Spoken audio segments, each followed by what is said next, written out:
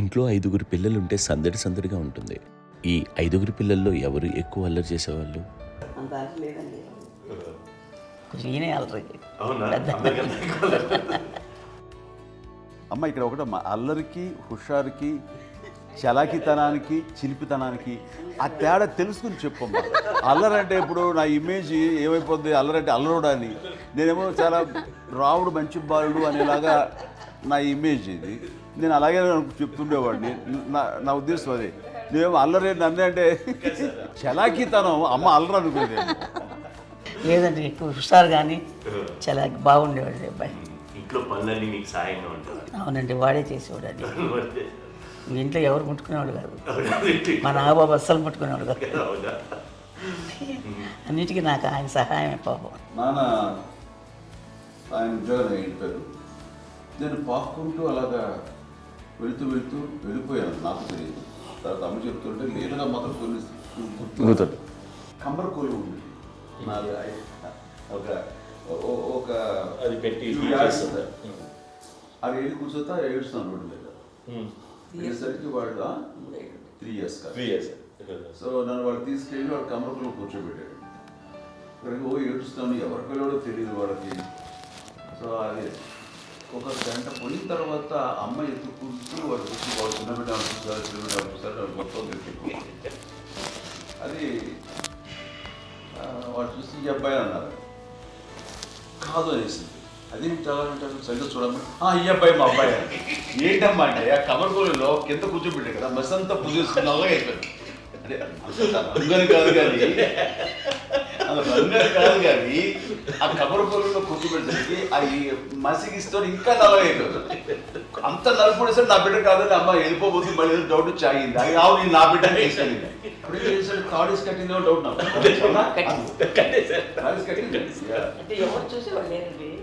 అమ్మేమో అల్లరి అనుకునేదండి, నాకేమో చిన్ననాటి మహాభాగవతం కృష్ణుడి క్యారెక్టర్ అనుకుంటాను. ఆయన మహానుభావులు అయ్యే వాళ్ళందరికీ ఆ లక్షణం ఉంటుందేమో వచ్చినప్పుడు పాపుకుంటూ వెళ్ళిపోవడం. కొన్నిదల కుటుంబ సభ్యులు మంచి రుచులను ఆస్వాదిస్తారని, మంచి భోజనాలని ఆనందిస్తారని అందరికీ తెలుసు. చిన్నప్పుడు వీరి ఆహారపు అలవాట్లు ఎలా ఉండేవి? ఇదేవి ఎగిరేవి ఇవి ఎవ్రీ డే 2 పూట్ల ఉండాలండి. మరి నాగబాబు పాపం ఏముంది, తిన్నట్టు ఇష్టం. మరి అన్ని రకాలుగా నాన్న కోసం చేసి పెడుతుంటే మరి తను ఇష్టపడక ఆ తర్వాత లేకపోతే కోపడక ఎలా ఉంటాడు చెప్పండి. 5గురు పిల్లలు అయినా అమ్మా నాన్నలు కొంతమంది పైనే ఎక్కువ దృష్టి పెడతారు. ఈ 5గురిలో మీరు ఎవరి మీద ఎక్కువ ఫోకస్ పెట్టేవాళ్ళు? కళ్యాణ్ బాబు అండి. వాడంటే బాగా, అంటే వాడు ఏది తినేవాడు కాదు అసలు. ఏది ఆడికి ఏది తింటాడని, ఇప్పుడు వాడికి నచ్చకపోతే, ఇప్పుడు నేనైతే నచ్చకపోతే చాలా గోల్ చేసేవాడిని. అన్నయ్యకేమో చాలా, అన్నయ్య ఏదైనా ఏది పెట్టినా తినేవాడు, అసలు అడ్జస్ట్మెంట్ అంటారండి. నాకేమో నచ్చకపోతే చాలా గొడవ పెట్టేవాడిని. తిండి ఇది ఒక అన్నం, ఇది ఒక కూరలు అని వెళ్ళిపోయేవాడిని. అమ్మకు అమ్మతో తిట్టి నాకు వెజిటేరియన్ ఎలర్జీ ఉండేది, అంటే చిరాకు అనమాట. కళ్యాణ్ బాబు ఏంటంటే తనకి ఇష్టమైన ఫుడ్ ఉంటే తింటాడు సైలెంట్గా, బాగలేకపోతే సైలెంట్గా వెళ్ళిపోతాడు. అమ్మకి ఇదేమేంటారండి, వదిలేమో తన తింటాడు, అటు నిశ్శబ్దంగా నిరసన ప్రకటించేవాడు. దాంతో వాడి గురించి చాలా ప్రొటెక్టివ్గా చూసుకునేది అమ్మ. పైగా చిన్నప్పటి నుంచి కొంచెం వాడు వీక్గా ఉండేవాడు, అంత బలమైన ఇది కాదు. దాని తర్వాత కొంచెం అందుకని అమ్మ వాడిని స్పెషల్గా చూసుకునేది. వాడు స్పెషల్ కిడ్ అయ్యాడు ఇంట్లో. మీ అమ్మగారు మీ అక్క చెల్లెళ్ళకి ఇచ్చిన సలహా ఏంటి? అంటే ఇండిపెండెంట్గా ఉండమంటారు అమ్మ, ఎవరిని డిపెండ్ అవ్వద్దు, మీ పిల్లలు నువ్వే జాగ్రత్తగా నేర్చుకో, ఎవరినైనా చేయకు, డిపెండెంట్గా పెట్టద్దు అని ఆవిడ మాకు బాగా ఎప్పుడు ఎక్కువ చెప్తుండేది. నాకు కొంచెం టఫ్ టైమ్స్లో కూడా ఆమె నీ పాటి నువ్వే ఉండాలి, ఎవరి దగ్గర ఉండదు, ఎవరింట్లో ఉండదు, మా దగ్గర కూడా ఉండదు, నీ ఇద్దరు కుటుంబం నువ్వే ఉండాలి. అది కష్టం కదండి అట్లా చెప్పడం. చెప్పారు, చాలా తక్కువ చెప్పారు. బట్ నాకు అదే ఇచ్చే ధైర్యం. ఇండిపెండెంట్గా అట్లా ఒకరి దగ్గర ఉంటే నీ గౌరవం తగ్గిపోతుంది, ఎక్కడ ఉండదు. అది చాలా నాకు చాలా ఇన్స్పైరింగ్ ఉండేది అమ్మ మాటలు. అది ఇప్పుడు కూడా అది చాలా హ్యాపీగా అనిపిస్తుంది అని చెప్పింది.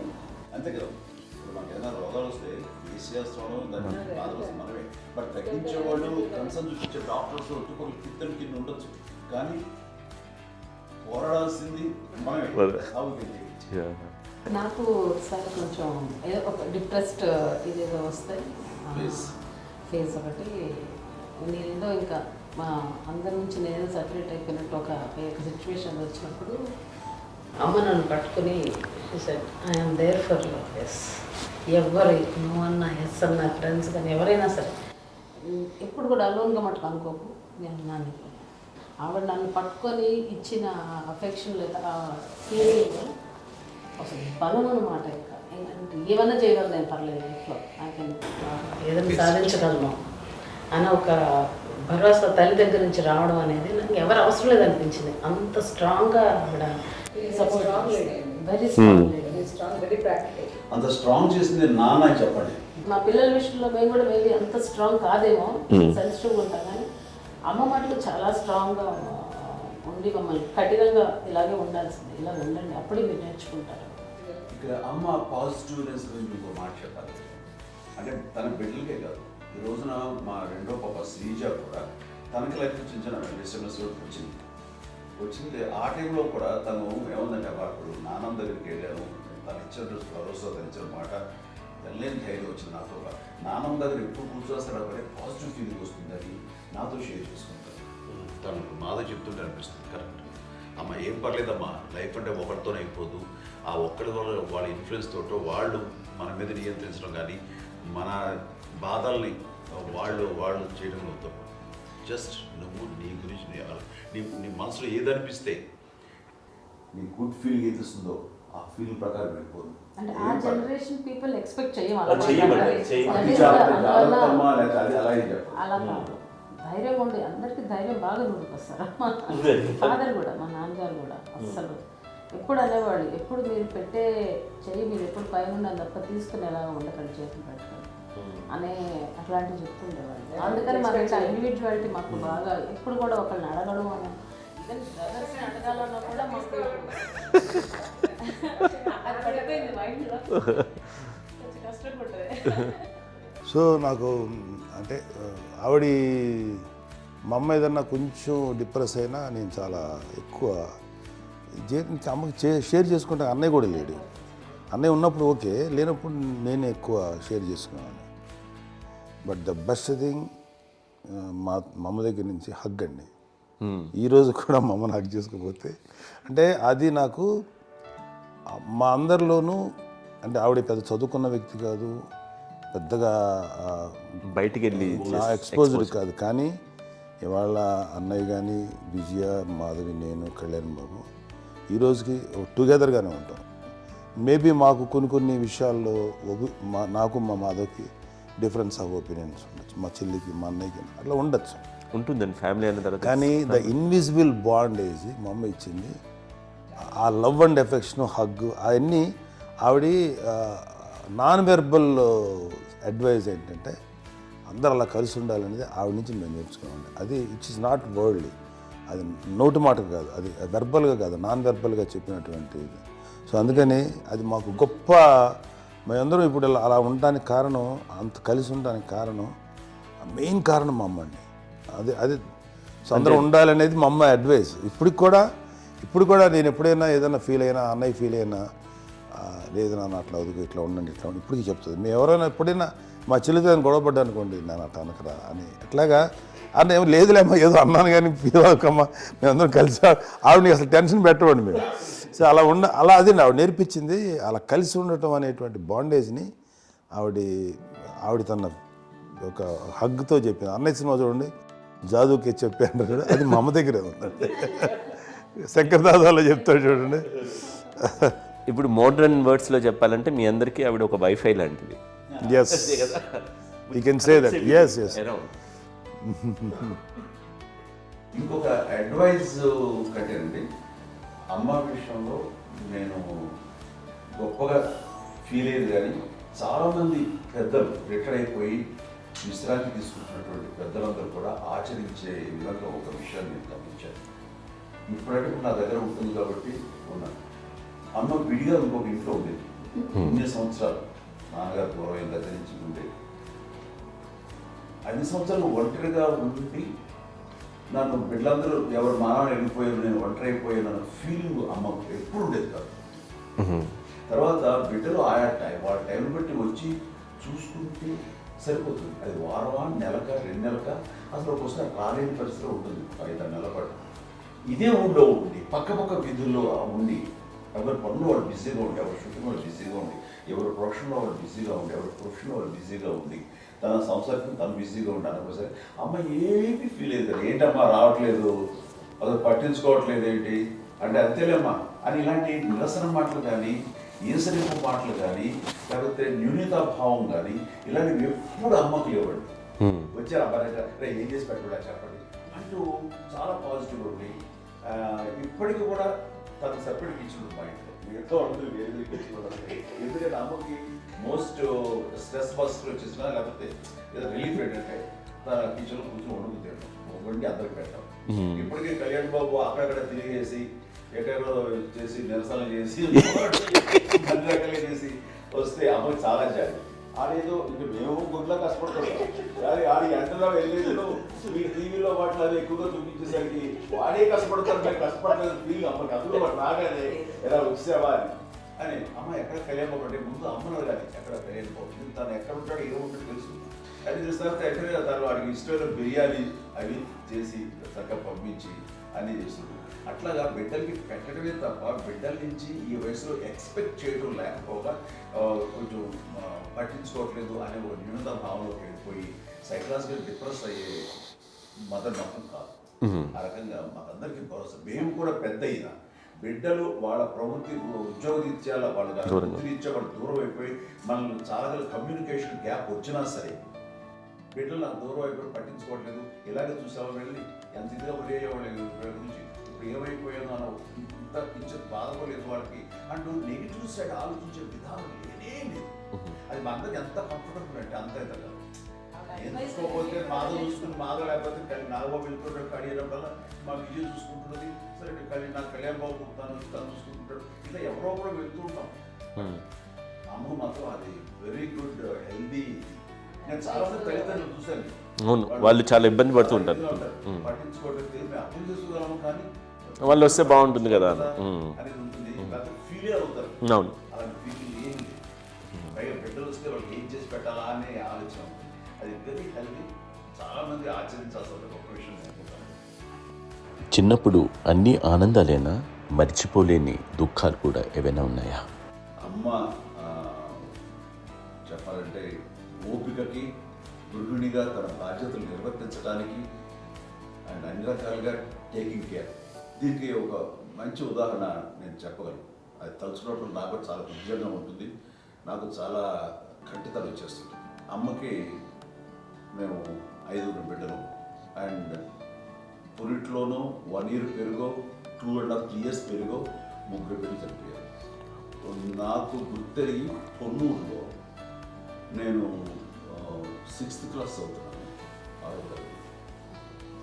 అప్పుడు రమణ అనే ఒక అమ్మాయికి 2 years. రమణ అంటే మా ముగ్గురికి కంటే పెద్దది, మా కంటే పెద్దది, కళ్యాణ్ బాబు కంటే పెద్దది, మాకంటే మధ్యలో పిల్ల. తనకి అప్పట్లో మా నాన్నగారు ఉద్యోగరీత్యా క్యాంప్కి వెళ్ళిపోతుండేవారు. ఏమి ఉండేది నాన్న చెప్పాలంటే ఫుడ్లో కష్టపడేవారు. ఇంకా నాన్న చెప్పినట్టు కదా, నాగో చెప్పినట్టు. కానీ ఇంటి బాధ్యత, ఇంటి పనులు, రోగాలు వచ్చిన రుచులు వచ్చిన హాస్పిటల్కి తీసుకెళ్ళాలట ఏదైనా సరే అమ్మే పడేది. ఆ శ్రమ తీసుకున్న టైంలో అమ్మకి అసిస్టెంట్కి నేను సహాయపడుతుండేవాడు ఉండేవాడు. అమ్మ నాకు ఫ్రెండ్స్ ఆడుకోవడం అది నిజంగా ఎప్పుడు నాకు గుర్తేది, నాకు తెలియదు, నాకు లేదు ఫ్రెండ్స్తో తిరగడం అది సేపు అమ్మ పట్ల ఉండేవాడు. అలాంటి నేను ఆ పిల్లకి బ్రెయిన్ ఫ్యూర్ వచ్చింది. ప్రభుత్వ ఆసుపత్రి పొన్నూరులో ఆ పిల్లని చేర్పించినప్పుడు 2-3 days అయిన తర్వాత ఒక బ్యాడ్ న్యూస్ వినాల్సి వచ్చింది. తెల్లారికి కాన్షియస్ లేదు, పోయింది. ఏం చేయాలో తెలియదు. అమ్మ వయసు చిన్నది. ఇద్దరు తీసుకుని ఆ బిడ్డని నేను ఒళ్ళో పెట్టుకుని శవాన్ని, డెడ్ బాడీని రిక్షాలో ఇంటికి వెళ్ళాలి. ఇప్పటికీ నాకు గుర్తు ఆ విజువల్స్. అండ్ నాన్నకి తెలియదు ఏ విషయం, నాన్న ఎప్పుడు వస్తారో తెలియదు, ఎలా కమ్యూనికేట్ చేయాలో తెలియదు.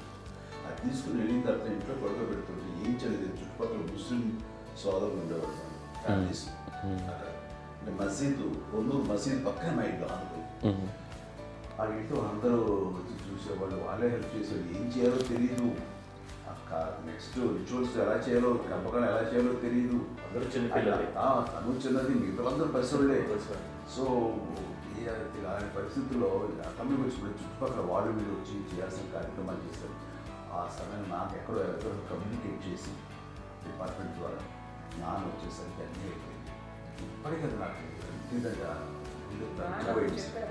మేము ఇలా ఎన్ని పురుషులు ఎన్ని పుట్టినామంటే ఎలాంటి ఇది లేకుండా జాగ్రత్త అనే ఒక హెచ్చరికలాగా చేస్తూ అండ్ పంపించాలని సపోర్ట్ చేసి అండ్ ఇప్పుడైతే నా మీద నమ్ముకుంటే నేను ఏ నిర్ణయం తీసుకున్నా మరో మాట అండ్ తనకి హాస్పిటల్ పెద్ద ఫోబియా. నేను ఎక్కడికైనా వస్తాను హాస్పిటల్. ఈ మధ్యకాలంలో సరే అమ్మకి మోకాల ఆపరేషన్ జరిగింది. అమ్మను కొంత బాధపడుతున్నావు, అసలు ఈ రోజున వచ్చిన మెడికల్ అడ్వాన్స్మెంట్ నీకు అసలు ఏ బాధ తెలియకుండా మోకాల ఆపరేషన్ రీప్లేస్ చేస్తారు అని వీళ్ళందరూ చెప్పడానికి భయపడతాను. ఎందుకంటే ఫస్ట్ అలా నాకు సపరేట్ అవుతాను ఎలా చెప్పాలి తెలియదు. ఒక్క ఇదంతా కలిపి నీ మాట వింటుంది, నీ మాట మీద నువ్వు చెప్తే వింటుంది. సరే నేను చెప్పాను అంతే. ఏదో నాలుగు ముందు ఊరితే ఎలా ఉన్నారా సరే ఇష్టం రా వేర్లే మా ఊరికి పర్లేదు అన్న.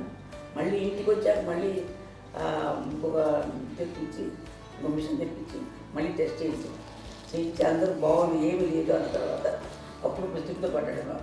ఏదో ఉంది మమ్మల్ని టెస్ట్ చేయించాలని చెప్పి శ్రద్ధ ఎక్కువ.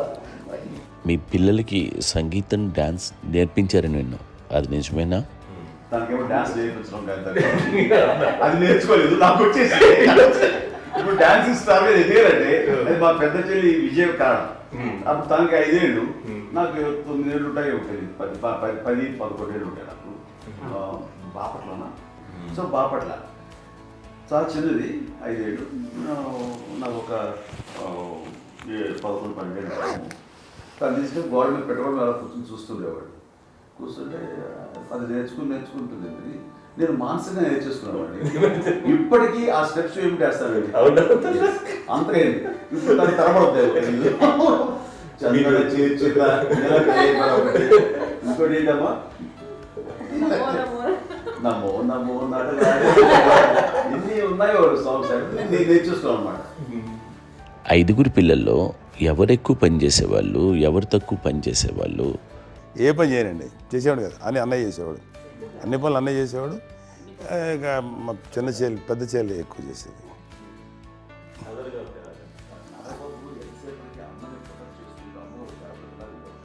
అదే అబద్ధం అండి, అది అన్నయ్య నన్ను గౌరవంగా మాట్లాడుతున్నాడు కానీ అన్నయ్య అవుట్ ఆఫ్ ప్రొటెక్షన్ మాట్లాడుతున్నాడు కానీ అవుట్ ఆఫ్ మాట్లాడుతున్నాడు కానీ అసలు ఎప్పుడు ఏ పని చేయలే. లేదు ప్రామిస్ అండి, ఏ పని చేసేవాడు కాదు. మా ఇద్దరికి మధ్యలో పాపం అన్నయ్య చాలా పని చేసేవాడు. ఎంత పని చేసేవాడు, నేను ఇచ్చిన తర్వాత మళ్ళీ నాకు ఏదైనా చిన్న పని చెప్తే అది కూడా నువ్వే చేయనివ్వండి. ఆ కోపం వచ్చేది, కోపం వచ్చి ఒకడు కొట్టేవాడు, కొడితే కోపం వచ్చేది తప్ప నేను వెళ్ళేవాడిని కాదు. అమ్మకి ఎప్పుడు ఏంటంటే ఒక ఇదే పని చేయడని, అంతే. నిజంగా ఏ పని చేసేవాడిని కాదు. అవునా?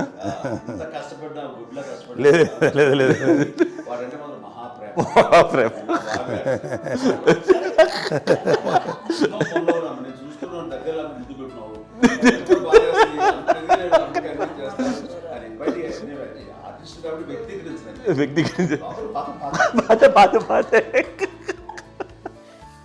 చిన్నది కాబట్టి చివరిది కాబట్టి తనంటే బుద్ధండి, నేను పెద్దోడు కాబట్టి నేను ఎక్కువ కష్టపడింది కానీ మా నాన్నగారి చేతిలో ఎక్కువ అంటే నాన్న బాగా కోపం ఎక్కువ అనుమానించింది కానీ అన్నయ్య పాపం బాగా దొరికేసేవాడు పాపం. ఒకసారి అంటే మరి మాకే అనిపి ఏంటి ఇంత దారుణంగా ఉంది నాన్న మీద కోపం వచ్చేది నాకు. నాన్న మీద కోపం వచ్చేది, వాళ్ళని చూసి బాధ అనిపించేది. అమ్మాయి ఏమనేది కాదు. సరే అయినా సరే ఎప్పుడు కూడా పోనీ అన్ని చేసినా మళ్ళీ తను హైపర్ యాక్టివ్ అన్నయ్య ఫుల్.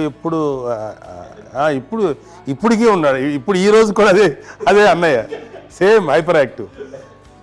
యూజువల్గా పెద్ద కొడుకు కొంచెం అంటే సూపర్గా ఒక నిదానంగా ఉంటాడు అంటారు, బట్ అన్నయ్య దానికి జస్ట్ ఆపోజిట్. యూజువల్గా ఆఖరి పిల్లలు హైపర్ యాక్టివ్ ఉంటారు, అన్నయ్య పుట్టడమే భయంకరమైన హైపర్ యాక్టివ్. ఒకప్పుడు అమ్మాయిల్ని ఎక్కువగా బయటికి పంపించేవాళ్ళు, అబ్బాయిల మీద కూడా అనేక ఆంక్షలు ఉంటూ ఉండేవి. మీ పిల్లల్ని అలా ఆంక్షల మధ్య పెంచారా, లేకపోతే పూర్తి స్వేచ్ఛనిచ్చారా? అంటే మాకు మా నాన్నగారు కానీ మా అమ్మగారు కానండి మాకన్నా చాలా బ్రాడ్ మైండ్ ఉన్న వ్యక్తులండి. ఎందుకంటే పిల్లలు ఎక్కడైనా బయటికి వెళ్తే ఇప్పుడు మేమైతే భయపడిపోతాం. ఇప్పుడు భయం ఉందన్న. మా విజయ్ కానీ మా చిన్న చెల్లి అన్నయ్య నేను అందరం కూడా ఇవాళ ఉన్న పరిస్థితిలో వాళ్ళు ఎప్పుడు భయపడేవాళ్ళు కాదండి. ఎక్కడికి వెళ్తాను వీళ్ళని ఇచ్చేవాళ్ళు, లేట్ అయినా అసలు ఏమనేవాళ్ళు కాదు. లేకపోతే ఏదైనా మోటార్ బైక్లు వేసుకున్నాం, లేకపోతే కారులో ఎట్లా పడితే ఎట్లయినా సరే ఏమనేవాళ్ళు కాదు. వాళ్ళు తెలియకుండానే మాకు ఒక ఫ్రీడమ్ ఇచ్చారండి. సో దట్ అదే ఆ ఫ్రీడంలో భాగమే అన్నయ్య కానీ ఇండస్ట్రీకి వెళ్ళాలంటే కూడా ఒక వ్యక్తి ఒక కొడుకు ఒక గొప్ప కెరీర్ని పర్సూ చేసుకుంటూ వెళ్తున్నప్పుడు నాన్నగాని అమ్మగానే ఓపెన్ మైండ్ తోటి అసలు నువ్వు వెళ్ళి నాన్న ఎంతకాలం వెళ్తావు, నువ్వు ప్రయత్నించని చెప్పి అలా వదిలేశారండి. అన్నయ్య కూడా ఏంటంటే మోస్ట్ రెస్పాన్సిబుల్గా వెళ్ళి చాలా మేజర్ అమౌంట్ అన్నయ్యకి కూడా పెద్ద అమ్మకు వందలు ఇచ్చేది కాదు. కరెక్ట్గా ఆ ఇన్స్టిట్యూట్లో చదువుకునేటప్పుడు ఎంత ఇవ్వాలో కరెక్ట్గా ఇచ్చేది. తనకి ఎక్స్ట్రా ఖర్చు పెట్టుకుంటే అంటే అట్లా ఉండేది పరిస్థితి. అంతే కదా.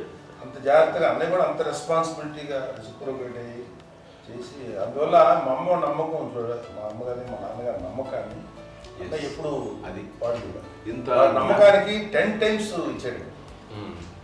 ఏ వయసెస్ వైపు కానీ ఏ అలవాట్ల వైపు కానీ ఎందులో ఇండల్జ్ అవ్వకుండా నాకు నేనుగా నియంత్రించుకుంటూ సరైన మార్గంలో వెళ్ళేలాగా నాకు వెళ్ళడానికి లోపల ఆ స్ట్రాంగ్ థాట్ అడగగానే వాళ్ళు రెసిస్ట్ చేస్తే ఇచ్చానని ఆపేశారు అని ఏదో చిన్న రిలక్టెంట్ ఫీలింగ్ ఉంటుంది. వాళ్ళ మీద చిన్న కోపం నిరసన ఉండేది. వాళ్ళు అలా లేకపోవడానికి వాళ్ళు వెంటనే అడిగిన వెంటనే జాగ్రత్త అనే నిర్ణయం ఉండేది. కానీ జాగ్రత్త అని హెచ్చరిక చేయడంతో నాకు మరింత బాధ్యత తిరిగి గుర్తు తిరిగి నేను నడుచుకుంటూ వెళ్ళాను. కాబట్టి అది నాకు ప్లస్ అయింది వాళ్ళ దగ్గర. అంటే మదర్ అంటే తల్లినే కాదు, మదర్ ఫిగర్ ఎవరిచ్చినా సరే అది నానైనా తల్లితో సమానం అనుకుంటాను. నాకు చెప్పినట్లుగా అట్లాగా అలిసిపోయి వచ్చిన నాకు కాళ్ళు నొక్కుతుంటే నాకు భయం వేసేసేది.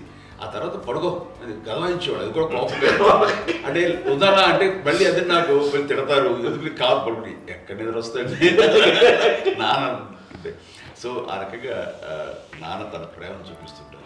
ఆ తర్వాత గోండా టైప్లో కూడాను నేను ట్రైన్ కింద వెళ్తుంటే నాన్న అక్కడే ఉన్నారు, రాజమండ్రి దగ్గర ప్రాంతంలో. ఆయన చాలా కోపం చేస్తుంది, ఇలాంటి చేస్తుంటావు నువ్వు, ఏదైనా అయితే ఏంటి అనేది చెప్పి. ఏం పర్లేదన్నా ఏమవుతుందో అన్ని రకాల సేఫ్టీ అన్ని రకాల జాగ్రత్త తీసుకున్నాం. ఈ రోజు ఉన్నంత సేఫ్టీ అప్పుడు లేదు. అయినా సరే రేపు పొద్దున నీ కొడుకులు ఇలాంటి పరిస్థితుల్లో నీకు తెలిసి వస్తారు అప్పుడు అనేవాడు. ఎన్నిసార్లు అనేవాళ్ళు నాకు నిజంగానే మగధీర టైంలో గుర్ర వ్యక్తుని ఆ రోడ్డు మీద పడిపోయేది అని అన్నప్పుడు నాకు ఆ ఫస్ట్ టైం ఆ ఫీలింగ్ కలిగింది. అలాగే పీటర్ హెయిన్స్ అనేవాడు ఫస్ట్ మగధీరలో జంప్ చేస్తారు, మోటార్ బైక్ జంప్ చేసినప్పుడు ట్రైల్లో పీటర్ హెయిన్స్ అంత హైట్ నుంచి 20 feet 25 feet హైట్ నుంచి పడిపోయి మొత్తాన్ని బోన్స్ ఇరగొట్టుకుని వాడు 7 నెలల వాడు ఇరప్పుడు హాస్పిటలైజ్డ్. అది వీడైతే ఏమో తలుచుకుని భయం వేసేసేది. అప్పుడు నాన్న గుర్తుకొచ్చేవాడు, ఓహో వాళ్ళ టెన్షన్ ఇంతే లేదు, మనకి మన కొడుకు వస్తే తెలియదు ఈ మాట నాన్న ఎప్పుడు అన్నారని అనిపిస్తుంది. Sweet memories my. అత్త కోడళ్ళ మధ్య అనుబంధం ఎలా ఉంటుంది? సురేఖ్ గారితో మీకున్న అనుబంధం గురించి చెప్తారా? మాకండి కోడలు కాదండి, నా కూతురండి. అంత బాగుంటాం మేమిద్దరం కూడా.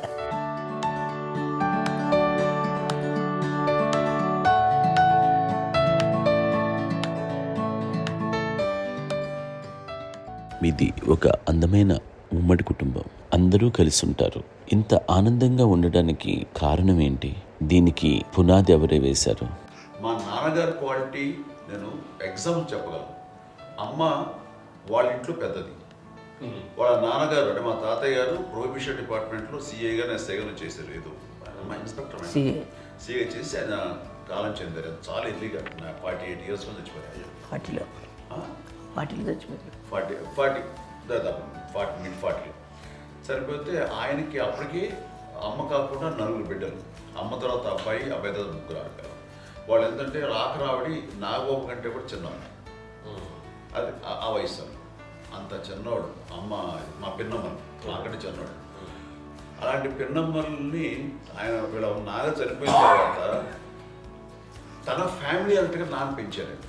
నాన్న కూడా అరాకురా శాలరీ మీద బతికేదే తప్ప కూడా కాదు. సో తనకు మిగిలిన దాంట్లో మళ్ళీ ఆ ఫ్యామిలీని చూసుకోవడం, మా అమ్మమ్మను చూసుకోవడం, వాళ్ళ మంచి చెడు చూసుకోవడం. వాళ్ళకు ఇల్లు మాత్రం ఉంది మొగల్తూరులో.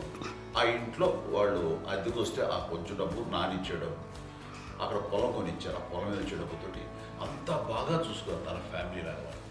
అందరికి మ్యారేజ్ కాబట్టి నాన్న ఫస్ట్ సూత్రధారి, అమ్మ కూడా ఫ్యామిలీ బాండింగ్ టుగెదర్నెస్ అనేది స్ట్రాంగ్గా ఉండటానికి నాన్న ఏర్పాటు చేసినటువంటి బీజం. అది అమ్మ కంటిన్యూ చేస్తుంది. మేము ఇవన్నీ చూసి మేము నేర్చుకుని మేము టుగెదర్ అట్లా ఉంటాం. అందునే we are very rich in terms of emotional bonding. ఇప్పటికే ఎవరికి ఏ కష్టం వచ్చినా, ఎవరికి ఏది ఇబ్బంది వచ్చినా సరే మొత్తం అందరం గుమిగూడిపోతాం. ఏ లెవెల్గా వెళ్ళిపోయి మోర్ సపోర్ట్ చేస్తాం. అంటే వీ డోంట్ ఎక్స్పెక్ట్ ఇంకా అంతకుమించి ఏముంటుంది. ఒకరినొకరు భరోసా. అది మా ఫ్యామిలీ మేము వెరీ స్ట్రాంగ్ అని చెప్పాలి. పెద్దవాడు కాబట్టి అవకాశం నాకు వచ్చింది కాబట్టి అమ్మ, ఇది ఎప్పుడు ఎవరు కొన్ని విషయాలు నాగబాబు సపోర్ట్గా ఉంటాడు. నాగబాబు ఉండి వాడు ఉంటాడు భరోసా. అలాగే ఆడపిల్లలు మీ అందరిలోనూ అమ్మని ఎవరు ఎక్కువ జాగ్రత్తగా చూసుకుంటారు? ఎందుకంటే ఎగ్జాక్ట్లీ మేము కూడా గమనించలేని సున్నితమైనటువంటి ఇష్యూస్ లైక్ హెల్త్ విషయం కానీ, అమ్మ మూడు కానీ, అన్నయ్య ఎంత క్యాజువల్ ఎంత బిజీ ఉన్నా ఒక అమ్మాయి ఉంటుంది. అలాగే చాలా చిన్న చిన్న విషయాలు కూడా చాలా మెడికల్ ఇంట్రెస్ట్. అందుకని మాకు అన్నయ్య ఉన్నాడు, అన్నయ్య దగ్గర ఉన్న అమ్మ అంటే ఇంకా ఎక్కువ రిలాక్స్ అయ్యాను. అన్న దగ్గరికి వచ్చాక మేము అందరం చాలా కంఫర్ట్ అయిపోయాం. ఎప్పుడు ఎవరు కొన్ని విషయాలు నాగబాబు సపోర్ట్గా ఉంటాడు. నాగబాబు ఉండి వాడు ఉంటాడు భరోసా. అలాగే ఆడపిల్లలు ఇట్లా ఒకళ్ళొకరు కాంప్లిమెంటింగ్ టు ఈచ్ అదర్ అండి. అవి ఒక్కరు కాదండి, అది వాళ్ళ నాన్న చూపించే ప్రేమగా నేను చెప్పగలను. కానీ బట్ దీని అందులో సూత్రధారి నాన్న తర్వాత అది అమ్మ మెయింటైన్ చేస్తుంది. ఇప్పుడు అమ్మ నా ఇంట్లో ఉంది అంటే మనవాళ్ళు వస్తారు, మనవాళ్ళు వస్తారు, ఆడబిడ్డలు వస్తారు, వెల్లుబిడ్డలు వస్తారు, ఇల్లు ఎప్పుడు కలకలాడతారు అమ్మ. అది మేమందరం ఆచరిస్తుంటాం పండగలకి, పబ్బాలకి. అది నిన్న మొన్న నాగబాబు వచ్చి చాలాసేపు కూర్చున్నాడు. నేను ఇంట్లో లేకపోయినా వచ్చి నాగబాబు కూర్చొని టైం స్పెండ్ చేసి వెళ్ళిపోతుంటాడు. అలాగే చెల్లెలు ఇద్దరు ఆల్మోస్ట్ ఎవ్రీడే మాత వస్తుంటుంది, తను కూడా వస్తుంది. నిన్న సాయంత్రం కూడా వచ్చి ఉంటుంది. అమ్మా మధ్యాహ్నం వచ్చి కదా వచ్చి ఇక్కడే భోజనం చేసుకో అలా ఉంటుందండి. ఈ తరం వాళ్ళకి మీరు ఇచ్చే సలహా ఏంటి? కలిసి ఉంటే బాగుంటుందండి. పిల్లలు తల్లి కలిసి ఇంకా అక్క చెల్లెలు తమ్ముడు అందరూ కలిసిమెలిసి ఉంటుంది. అన్యోన్యం ఉంటుంది, సంసారం నిలబడుతుంది. లేకపోతే ఏముందండి ఇక్కడ వెళ్ళిపోతారు, విడిపోతే ఎక్కడే పడవాలి అంతే. ప్రేమలు ఇప్పుడు లేవండి, తగ్గిపోయాయి. మెకానికల్ చాలా మటుకు ఏదో ఇంకా వాళ్ళ పనులు చేసుకోవడం ఏదో జరిగిపోతూ ఉంది అనుకోండి. అంత ప్రేమలు ఎక్కడ లేవండి ఇప్పుడు ఈ రోజు. అంటే ఒకప్పుడు ఒకరికి ఇంకొకరు భరోసాగా ఉండేవాళ్ళు, అంటే అందరూ కలిసి సపోర్ట్గా ఇది చేయడం. ఎందుకంటే వీళ్ళ పెద్దనాన్నగారి పిల్లలు కూడా మా ఆయన చూసేవారు. మా నాన్నగారు అన్నయ్య గారు నాన్నగారు వాళ్ళ బిడ్డలు కూడా వాళ్ళ ఇక్కడే బిడ్డలు కూడా ఉన్నారు. నేనే పెళ్లి చేశాను. వాళ్ళని కూడా అమ్మే, వాళ్ళ ఆడపిల్లలు కూడా అమ్మే. పెళ్లి చేశాను ఇద్దరు పిల్లలు. చూడండి, నాన్న ఎట్లయితే తన చెల్లెలు చూసుకున్నారో అట్లే నాన్న తరపు అమ్మగారి పిల్లలు వాళ్ళు చనిపోయారు చెల్లి గారు. వాళ్ళ బిడ్డలకి పెళ్లిళ్ళు, పేరెంటాలు అన్నీ చేసింది అమ్మాయి. అమ్మ అలా చేసింది కాబట్టి అది మాకు మార్గదర్శకం ఉంది. ఇప్పటికీ వాళ్ళు కొంచెం ఒక మాదిరి పరిస్థితి ఉంటే వాళ్ళకి ఇల్లు కూడా పెట్టడం కానీ వాళ్ళకి తగిన సహాయం అంటే కనుక ఎవ్రీ మంత్ మా పెదనాన్నగారి అమ్మాయి ఆడు అప్పుడు 70 వాళ్ళకి ఎవ్రీ మంత్ మా ఇంటి నుంచి ఓ మొత్తం వెళ్ళిపోతాం 10,000-15,000 మా అబ్బాయి మంచితనం ఎన్నో సంవత్సరాలు వెళ్ళిపోతాను. బ్యాంక్ పేరు వచ్చేది ఫస్ట్. అదంతా కూడా మా పెద్దలు వచ్చింది. వాళ్ళు కూడా వచ్చి అమ్మని అంతా ప్రేమలో చూస్తారు, ఇష్టంగా చూస్తారు. అమ్మ ఇందాక చెప్పినట్లు ఇచ్చే మెసేజ్ ఏంటి అన్నది అమ్మ మాటలో చెప్పాలంటే, బంధాలు బాంధవ్యాలు అన్నది ఎనలేని ఆస్తిపాస్తులు. సో ఎలాగైతే డబ్బు ఎంత సంక్రమించింది, ఎన్ని ఆస్తులు వచ్చాయి ఫిజికల్గా అనే దాని మీద కంటే కూడా ఇవి ఆస్తిగా తీసుకుంటూ దీన్ని విలువ ఎరిగి, గుర్తెరిగి, దాని ప్రభావం తెలుసుకుని అది కనుక మనం ఇచ్చిపుచ్చుకుంటే ఫ్యామిలీలో అంటే దాన్ని మించినటువంటి గొప్ప సంపద ఉండదు. కష్టాలు వచ్చినప్పుడు డబ్బు తీరుస్తుంది కాదండి, కష్టం వచ్చినప్పుడు ఒక భుజం తీరుస్తుంది, ఒక చేయూత తీరుస్తుంది. అది మన బ్లడ్ రిలేషన్ మనలో మనకి అది ఉండటం అనేది అదృష్టంగా ఫీల్ అవుతాం. అంటే ఒకసారి అమ్మ చూసి నాకు ఎందుకు అనిపిస్తుంది అంటే, అది ఎవరి ద్వారా సంక్రమించడానికి తన ఆ చెట్టు కొమ్మలమే కాబట్టి ఆ చెట్టుకే మనం ఆపాదించాలి. ఎక్కడో మామూలుగా ఉండాల్సిన వాడు ఈ రోజున ఈ స్థితిలో ఉన్నాము, ఇంతమందికి లైఫ్ రావటానికి దోహదపడ్డాము, ఇంతమంది కలిసికట్టుగా ఉండడానికి ఇదైంది. అమ్మని చూస్తుంటే నాకు ఎవరు చూస్తుందంటే అబ్బా ఇలాంటి జన్మం మనకు ఎవరికైనా ఉంటుందా? ఇంతమంది మనుషుల చేత కొలవబడేవాళ్ళు, ఆరాధింపబడేవాళ్ళు, అభిమానించబడేవాళ్ళు, ఇంతమంది నా నా వంశమా, నా సంపద అని అమ్మ ఫీల్ అంత గొప్ప ఫీలింగ్ ఎవరికి ఉంటుంది? మా చెల్లెలు కూడా వస్తే నేను అనుకోవట్లేదు, సూర్య కూడా ఉంటుందని నేను అనుకోవట్లేదు. అలాంటి గొప్పగా ఇది. అండ్ ఆ రకంగా షీఈ్ వెరీ చాలా గొప్ప జన్మ. అమ్మకి చిన్న మానసికంగా చిన్న ఏదో ఒక డిప్రెషన్ ఏదో వచ్చింది. ఏదో నాన్న గుర్తుకొచ్చో, నాన్న లేరనో, లేకపోతే వాళ్ళ అమ్మగారు కూడా అదే టైం చనిపోయారనో, తన దగ్గర ఉంటారు. ఏదో ఉన్నప్పుడు మేము అందరం సపోర్ట్గా ఉండి మా కొన్నా నా దగ్గర ఉందిగా అని చెప్పేసి అప్పట్లో అమ్మ వేరేగా ఉంది. ఉన్నప్పుడు ఒకటే మాట అన్నాను, అమ్మ నీలాంటి గర్భం అంటే అంజనమదే గర్భం అని బయట ఎన్నోసార్లు నా ఫ్రెండ్స్ కానివ్వండి, బయట కానివ్వండి, కొన్ని సందర్భాల్లో మీటింగ్లో కానివ్వండి, స్పీచెస్లో కానీ అన్నవాళ్ళు ఎంతోమంది అన్నారు. వాళ్ళ మాట అంటే రీజన్ తెలుసా నీకు? కోటాను కోటల్లో ఎంతమంది తల్లులకు నీకు వచ్చిన అదృష్టం, నీకు లభించినటువంటి గౌరవం లభిస్తున్నాము. బిడ్డలు ఎంతోమంది చేత కొనియాడబడుతున్నారు, ఎంతోమందికి సహాయపడుతూ ఆ రకంగా వాళ్ళందరి యొక్క ఆశీస్సులు పొందుతున్నారు. కానీ ఎంతోమందికి నిరంతరం హెల్ప్ చేస్తూ వాళ్ళ ఇది చూసుకుంటున్నారు. అవి ఆ భగవంతుడు మీరు చేస్తున్న పూజలో ఉన్న ఆ భగవంతుడు మన నెక్స్ట్ తరాలకు కూడా మనకి ఇలాంటిది వారసత్వంగా ఇస్తూ అదే రకంగా కొనసాగించేలాగా మనకు అదృష్టాన్ని ఇచ్చారు. ఇంతమంది ఎవరు నీ నుంచి వచ్చిన వాళ్ళే, నీళ్ళు నీ ఎంత గొప్ప గర్భం, ఎంత గొప్ప జన్మ నీది. వాటికి నువ్వు ఇలా అవటమేంటి? ఇది హై లెవెల్లో ఉండాలి నీ ఫీలింగ్స్గా నువ్వు కానీ. అంతే నువ్వు ఇలాగా కుంగిపోవడం ఏంటమ్మా చెప్పినప్పుడు నిజమే కదా, ఇది నీది కాదు, నాది కాదు, నువ్వు నమ్ముకున్న భగవంతుడు నీకు ఇచ్చింది అనుకుంటావు కదా. నువ్వు ఆ భగవంతుడి కృతజ్ఞత తీర్చుకోలేక ప్రతిరోజు ఆయన ధ్యానించు, ఆయన పూజలో ఉండు, నీకు ఆయనే ధైర్యం ఇస్తాడు. అంతేగాని నువ్వు నెగిటివ్ సైడ్ ఆలోచించమ్మా. మా అందరికీ పాజిటివ్నెస్ ప్రివైల్ చేసిన దానివి, ఇచ్చిన దానివి, అందించిన దానివి. అలాంటి నువ్వు నెగిటివ్ వైపు వెళ్ళిపోకూడదు అంటే అంతే. మళ్ళీ అటుపక్క ఎప్పుడు గెలలేదు. ఆంజనేయ స్వామి భక్తి ఆయనలో ప్రవేశపెట్టి చెప్పాలడానికి నేనే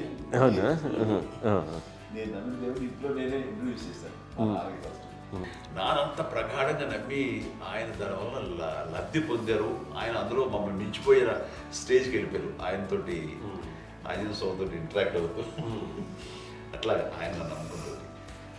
ఆయన నానంటారు అంతా నా గురువు, నా పెద్ద కొడుకే, పెద్దోడే. గురువు